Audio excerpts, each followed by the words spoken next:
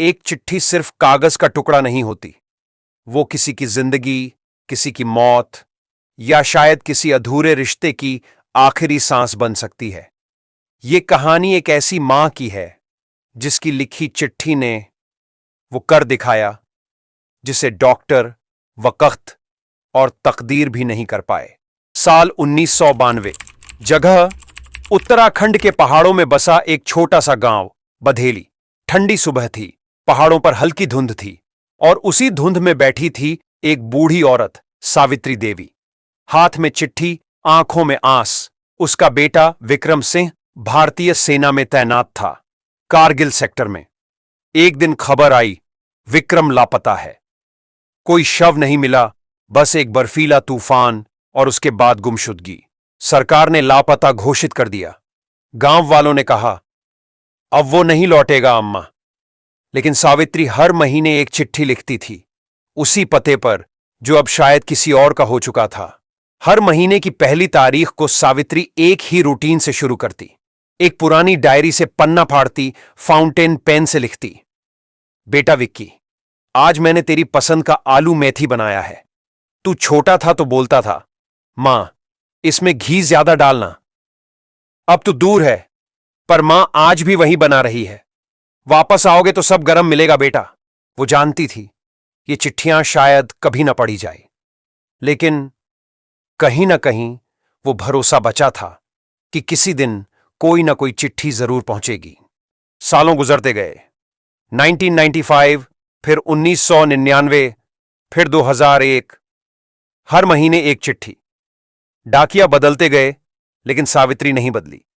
चिट्ठियां जमा होती गईं और एक दिन किसी नए अधिकारी ने उन्हें डेड लेटर फाइल कहकर एक बॉक्स में बंद कर दिया।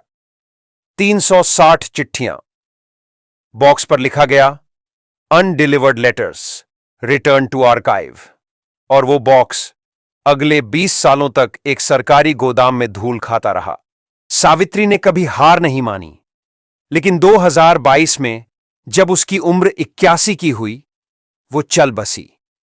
उसकी मौत के बाद गांव वालों ने उसका सामान साफ किया और देखा उसकी पूरी अलमारी चिट्ठियों से भरी हुई थी।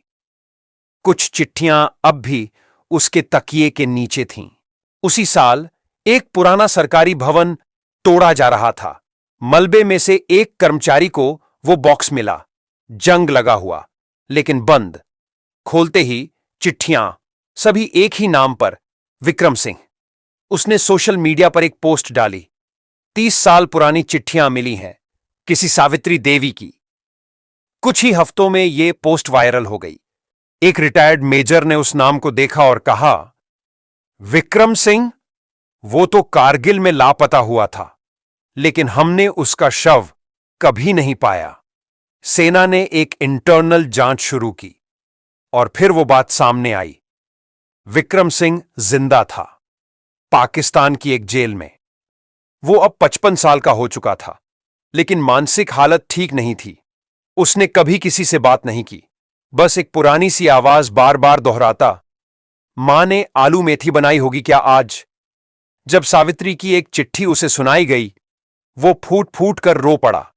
वो जिंदा था, लेकिन मां अब नहीं थी। 6 महीने बाद विक्रम भारत लौटा। गांव आया, मां के कमरे में गया और उसी पुराने तकिए को उठाकर देखा। एक चिट्ठी अब भी थी, बेटा, अगर तू ये चिट्ठी पढ़ रहा है तो इसका मतलब तू जिंदा है और मैं जा चुकी हूं, पर मां की दुआ कभी मरती नहीं। विक्रम फूट पड़ा। वो नहीं जानता था कि उसका वक्त अब भी बाकी है। मां की चिट्ठी ने मौत को कुछ और साल रोक दिया था। कहते हैं, मां की दुआ में वो ताकत होती है जो 30 साल बाद भी एक गुमशुदा बेटे की सांसों को लौटा सकती है।